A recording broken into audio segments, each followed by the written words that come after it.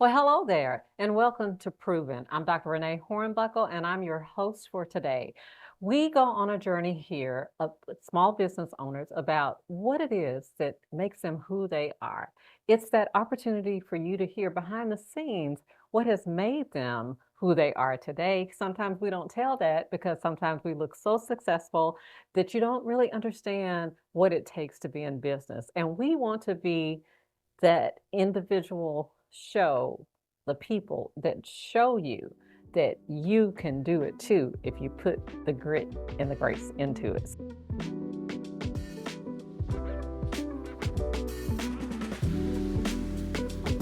So today we have another incredible entrepreneur that's with us. I want to welcome to the show Rhonda. Hi. How are you today? Good. Thanks for having me. I'm so happy to have you. You look beautiful, by the way. Blue is your color. Yes, thank you. You look amazing as always. Well, thank you. Well, Rhonda, why don't you just give the audience a more in-depth look on who you are and what your business actually is? Yes, so Rhonda Swain again. Originally from Los Angeles, California, Okay, Cali girl. South Central LA, representing.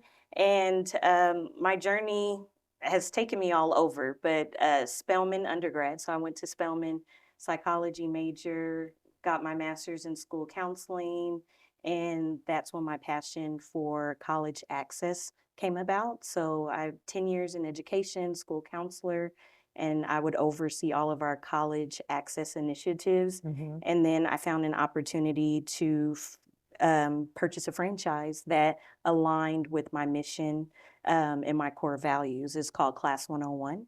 And I purchased my first location in 2020. Mhm. And I purchased my second location in Atlanta, Georgia 2 years ago. And I'll be opening up a third location this summer in San Francisco, California. So I'll be the first tri-state franchisee in the business. Wait a minute, hold on. Congratulations. Thank Oh you. my goodness. Thank Well, you. you know what? Okay, we're going to jump right into this, Yeah. right? Because being an educator Mhm. and also recognizing that individuals needed to understand access to college is one Yeah. lane, but being a franchisee owner is a whole nother lane. Yes. So we got a lot to cover. Mhm. So let's talk about that passion and drive for the college access, Yes. because that's really necessary, and a lot of people don't maybe even know what that is. Yes. And that's my passion came from when I was in high school, my experience. I still am, but I'm a neurodivergent, so I'm dyslexic. Mhm. So, and I struggled in high school. And so we had resources, but I knew I needed more than what I had.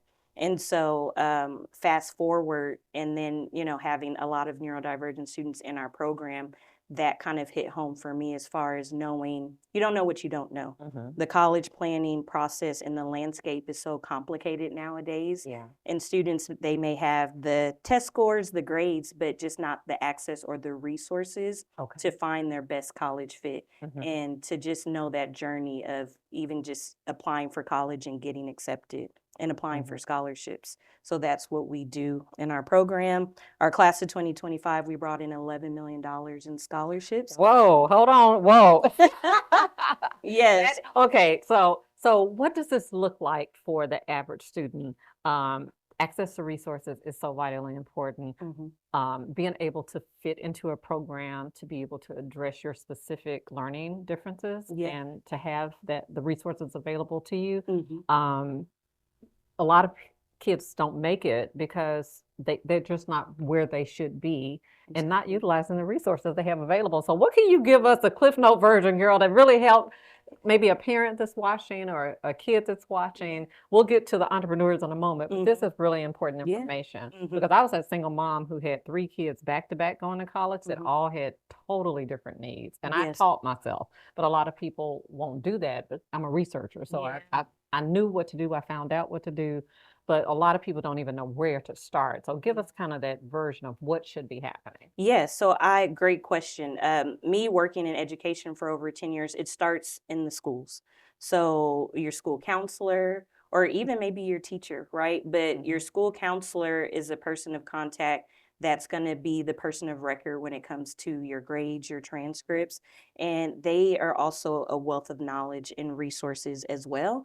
Sometimes we know, and I used to be a counselor with their large caseload, they can handle the social emotional piece, but sometimes the college access piece may be last. And so a lot of schools are doing a better job. And I've been seeing that just over the years, providing those resources. And we're partnering with schools too. How can you leverage our resources that we have? Because we Well, have it a makes proven sense. system. Yeah. So, but school counselor has a wealth of knowledge when it comes to college planning.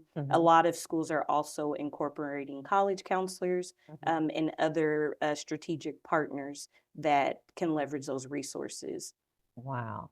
So if I'm a parent and I'm needing to encourage my child, hmm I'm going to start with a counselor. Yes, set up meeting with your counselor. Ask the counselor what resources do they have available Okay. regarding developing a college list, developing career assessments. A Mhm. lot of schools have those programs built in, Okay. but a lot of times students don't know that they exist. So set a meeting with your counselor. Don't wait How for them early? How early? as early as for middle school. I'd say counselors meet with the students sometimes a few times a year, but for high school, starting ninth grade is important. Okay, y'all hear that? Starting ninth grade. Okay, you got to start ninth grade. Got to Mhm. start early. You can't wait till the last minute and No. scramble. Yes. Okay. So that knowledge now feeds into what your business is, the Mhm. franchise that you own. Talk about that. And Yes. And so with Class 101, our mission is to empower our students, serve families, inspire greatness. And so with college access, early engagement is a game changer.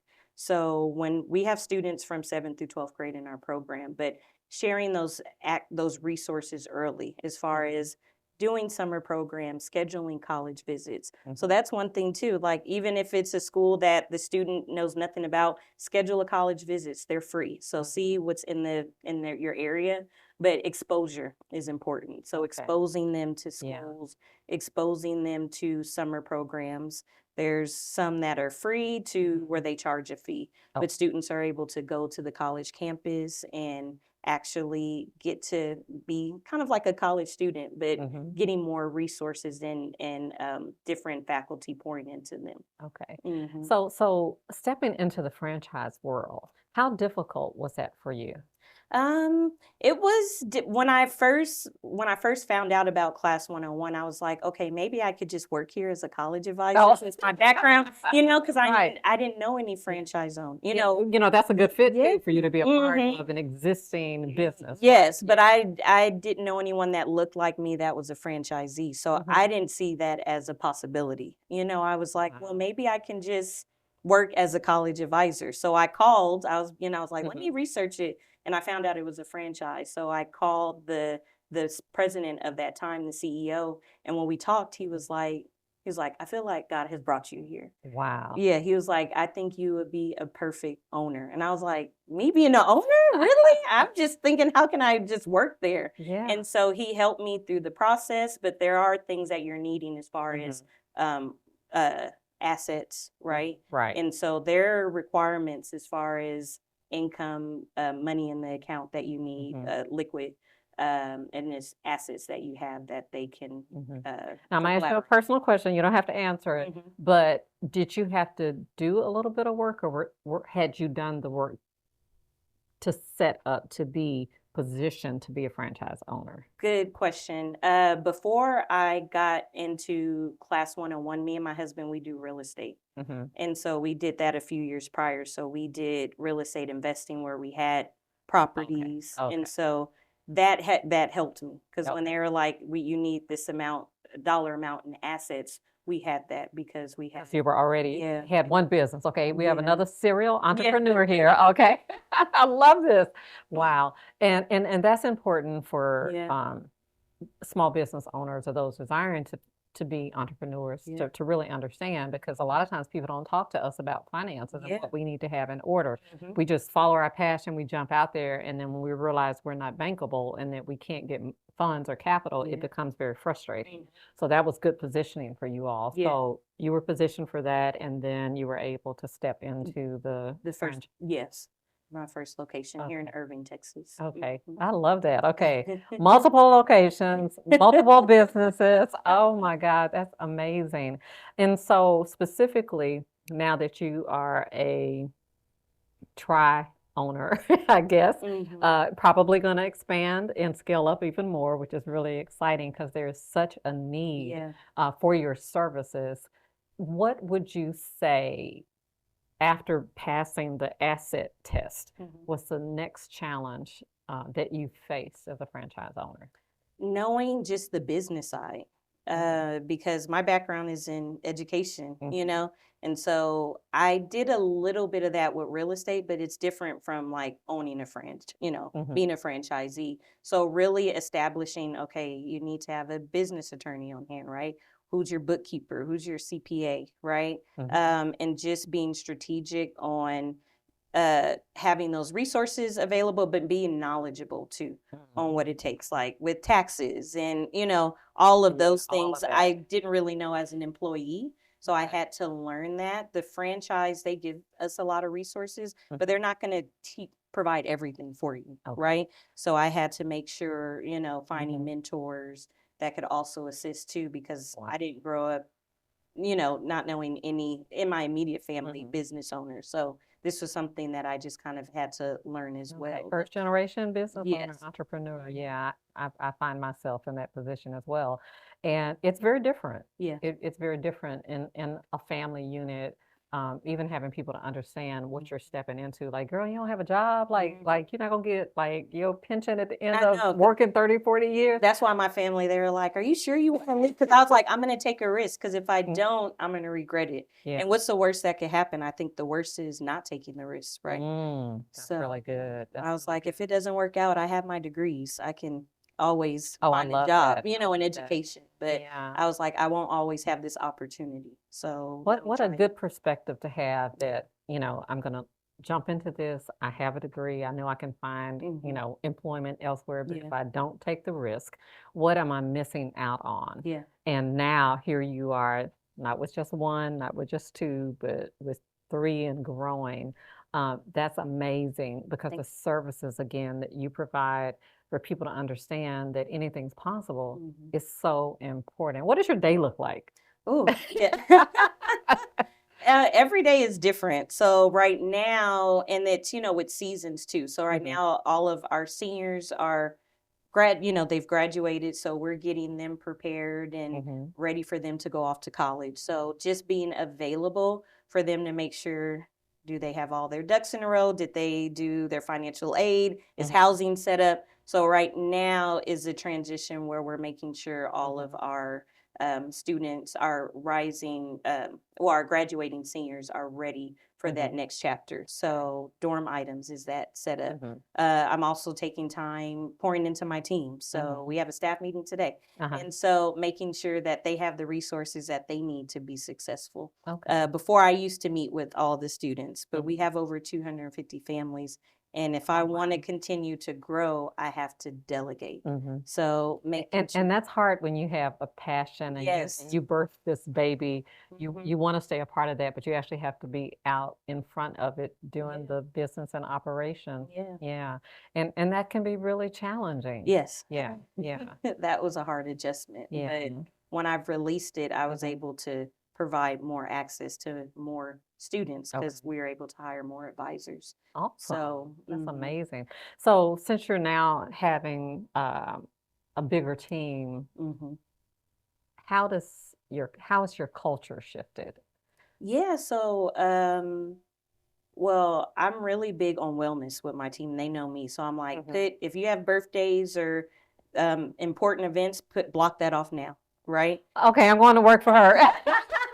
Oh my God. I was That's like, let's block it amazing. off because our schedules are pretty flexible Mhm. because we meet with our students after school and we Okay. meet with them when they're available. Mhm. But Is I'm that like, person in person or? yeah, so we Okay. have both. So Mhm. we have some of our students that will come to the office and Mhm. a lot will meet virtual. Okay. Okay. And so I don't like to micromanage, but my team knows these are my expectations, and we do evaluations, we do Mhm. KPI checkpoints. Mhm. So so that's something that they appreciate too.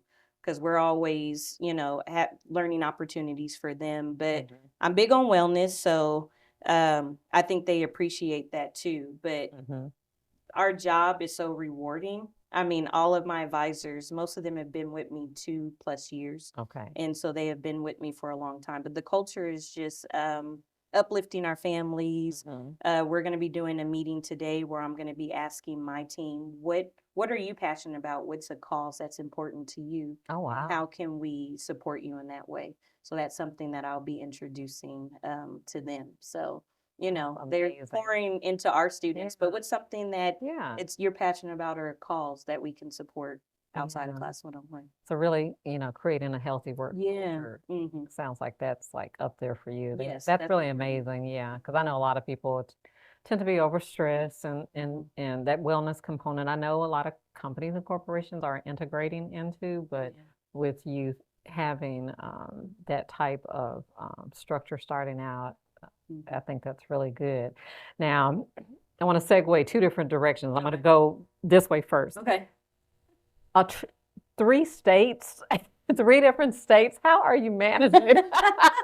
Delegating Okay. and having SOPs in our operations are really tight. Okay. So Okay. we, onboarding from when our students start the journey to when they graduate, I'm very I'm OCD with that. So we have those laid out and we have it laid out for our advisors too. So once we Okay. onboard them, they know. Which is really important. Yes. Yeah. Hmm. Yeah. Yeah. Now, we were Goldman Sachs 10,000 Small Yes. Business Cohort 31. Yes. Yay. Go 31. We were peers, Mhm. scholars, and now alumni. Yeah. So I hear you using a lot of terminology Mhm. that we were introduced to. Mhm. How has that enhanced your business?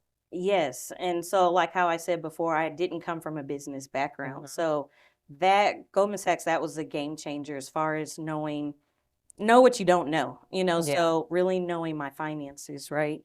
The Mhm. cash flow, the Mhm. P&L statements, not just my CPA or bookkeeper Right. telling me like I need to know Yeah. exactly to and be strategic. Okay, Mhm. with these numbers, what is it going to look like as far as scaling? What Mhm. is it going to look like as far as what we can do or add? Mhm. So using those numbers as a guide as well. Before I Yeah. really wasn't doing that. Like, hey, this is my goal and this is what I'm doing. But Yeah. now, like, let me see the P&Ls. What's my profit? What's Mhm. my profit margins, right? What's the percentage I'm spending on COGS, cost of goods? What's percentage I'm spending on fixed costs? Yeah. So knowing those things have been important too. Wow. That was the biggest thing is just like knowing my Yeah. numbers. And I think most entrepreneurs and small business owners are so guilty of relying on others Yeah. to report to them in Mhm. terms of that bottom line. Mhm. And being made to really look at your numbers, know your numbers, to know what they're even reporting. Yeah. Like you say, it's a game changer. And so if you're in small business right now, and if you're an entrepreneur, it's one of the things that you can immediately shift in your business right now to really get a handle on where you are, what your finances look like, and what they should look like. Otherwise, if you don't know, Yeah. you don't know, Yeah. and you may not be able to manage as well as what you think you could. We've all been guilty of that. I think we sat in that class one week and all of us were like, oh God, Yeah. oh yeah, we got to But change a yeah. whole lot of stuff. Yeah. And that's okay as a small business Yeah. owner, right? Because you have to make those adjustments and you have to adapt to fit what works for your Mhm. environment and to follow the business models or concepts that are introduced to you so that you can do better. Yes. Yeah, and Mhm. oh my God. So now I want to shift to this because like when you started talking about access and making certain that these kids, have housing taken care of, all their dorm items. So when you talk about access, you're talking about full, complete, total access Mhm. to all things. Yes. Okay, just share about that for a moment because that's amazing. Because most parents, they're scrambling around the last minute trying to figure out what to do and where it's coming from. Yes. And so we always say early engagement is a game changer. So when it comes to, like you said, access to knowing dorm items, and then taking it one step further Mhm. with our students transitioning off to college, Mhm. knowing, the social emotional piece, right? Like what resources are you going to be able to have? So we Mhm. provide that to our students. Like these are the resources at your college that you can go to. So if you're stressed or anxious, Okay. this is who you can talk to. And then like letting them know that landscape if you're needing support with tutoring, we provide those resources. We partner too with another nonprofit. So when our students graduate, if they're still from our program, if they're still needing support, the nonprofit is able to provide that support while they're in college. So we want to make sure not only our students get to the college of their dreams, but they have the access and resources while they're in college. Yeah. And so we have about a 92% retention rate of our students after that first year, where the national average is 68%. Wow. Of students who don't, amazing. go back after their first year or leave. Yeah. And I think we all probably know families that have struggled in this Yeah. space, or we might even have family members that have struggled in this space. And so what would you share with that parent right now that says, well, I got it all together, but they really don't, because you don't know until you actually get into that space. How do they contact you? Because you're a gateway. Like I literally in my head see this bridge, right? This bridge where you are learning all that you need to know to have access to these incredible resources. But if you don't take advantage of it, then it's not going to serve you in a proper way. So to that parent, what would you say to them in terms of reinforcing that they take advantage of I was looking for money under rocks for my kids. I was like, I hit the campus with one of my children, and we were just a little bit short, She was a scholar, she's an athlete, but we were just a little bit short. And I found that endowment money. I found it before we finished her dorm room that day, and I left that campus. But a lot of parents don't know to look for those types of funding opportunities, if you will.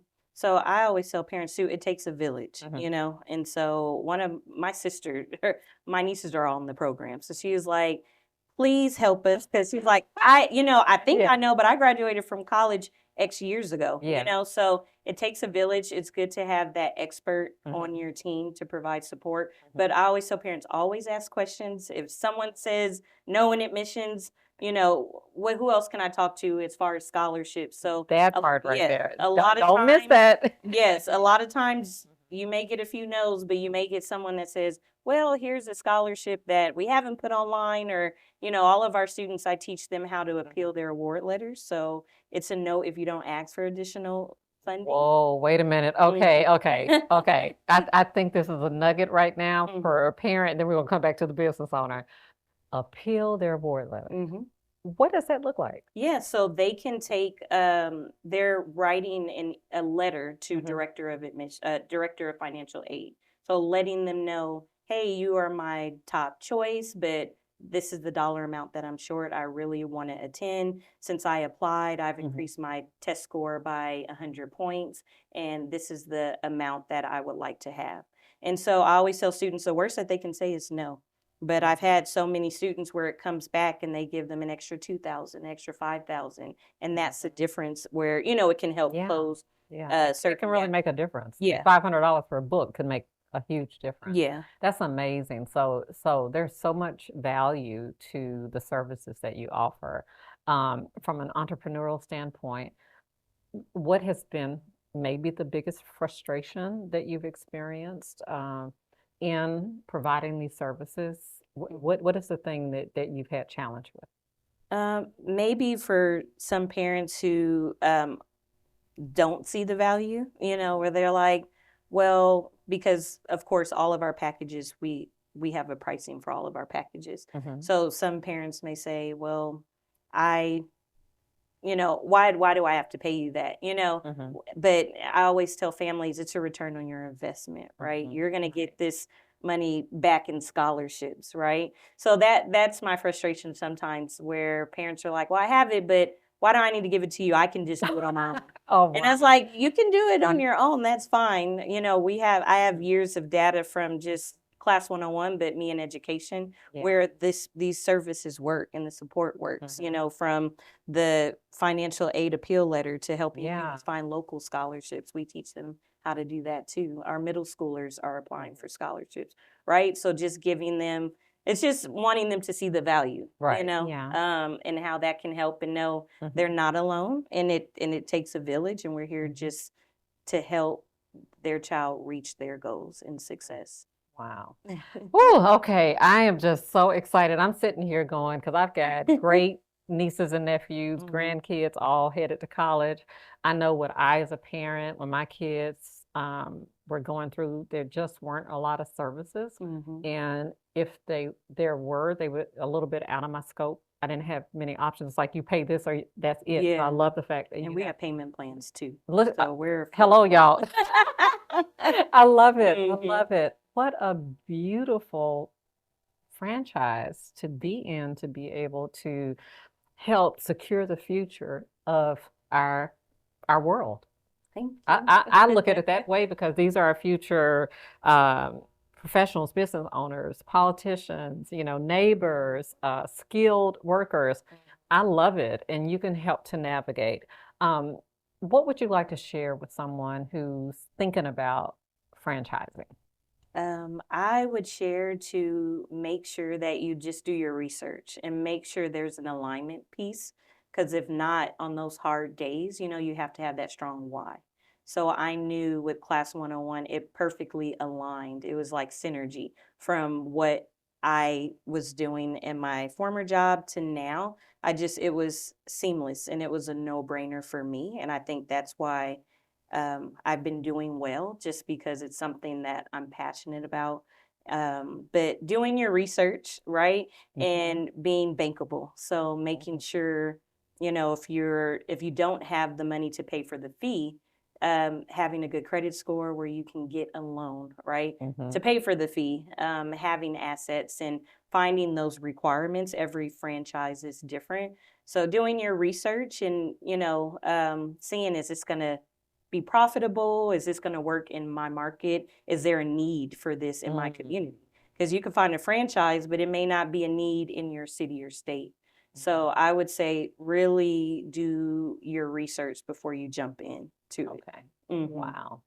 Yes. Awesome wisdom, awesome guidance for your small business and also for parents. I'm loving this conversation because I'm sitting here, one side is going, hey, parents, you have to see the value Yeah. of something like this. Your kids need that opportunity and they need to benefit Mhm. from services such as what your company offers. So, but then on the other hand, it's like as a franchisee owner, you have just dropped some incredible nuggets in terms of what you need to do. And the first Mhm. is making certain that you have your ducks in order. Yeah, Yes. making certain that you've got it in order. Mhm. Um, because we can do this business. We can do that which we're passionate about. And I Mhm. love the fact that you found an alignment with an organization that you thought you were going to work for, Yeah. and that the owner recognized that you needed to To be be yeah. in position to be Mhm. able to execute this in communities where it's needed. Yeah. So And he so, believed in or saw the vision before I even did. so is he still So your mentor? yes, Okay. he's still my mentor. I talk to him all the time. Oh, So yeah. God, I love it. Mhm. I love it. So as he grows, you grow, right? Yes. Okay, I love it. So what's next for you? What's next? Well, in the Goldman Sachs cohort, we had to do a opportunity growth plan. So my plan was to have a nonprofit arm. Mhm. So I actually have that established.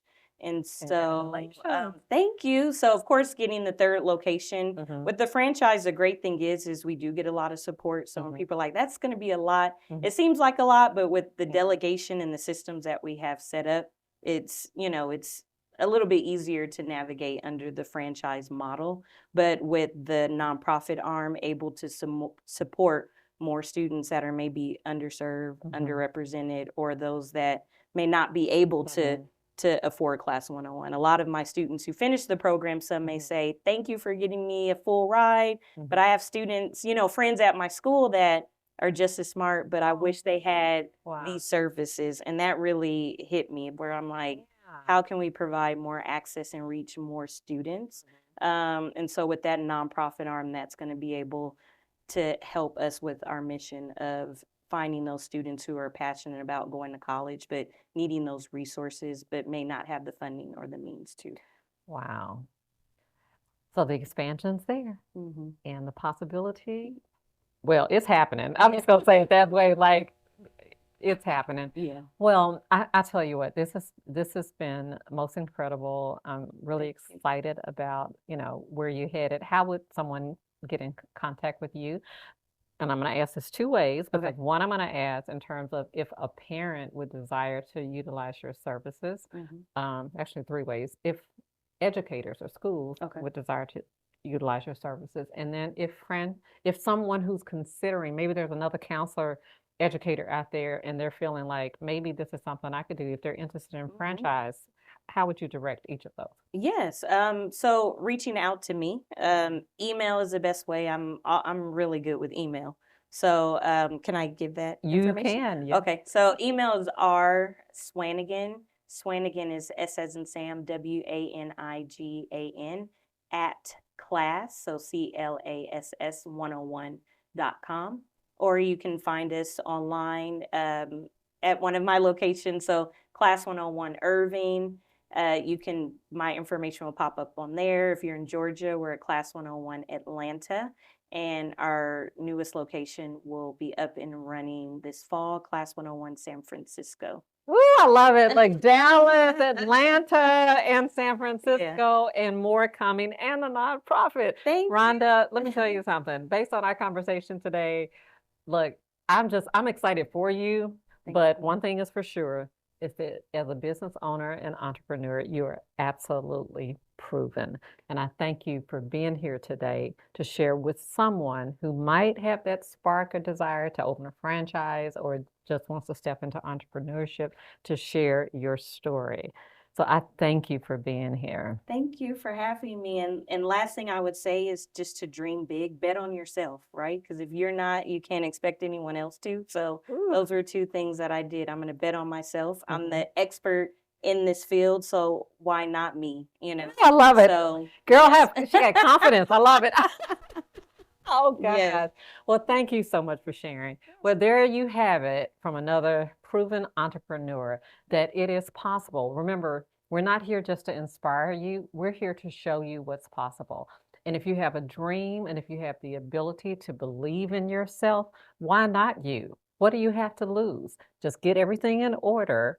As we hear from these entrepreneurs, they're sharing with us how to overcome obstacles right out the gate. But if you set your sights on something great, if you're passionate about something that you believe in, then why don't you take that opportunity?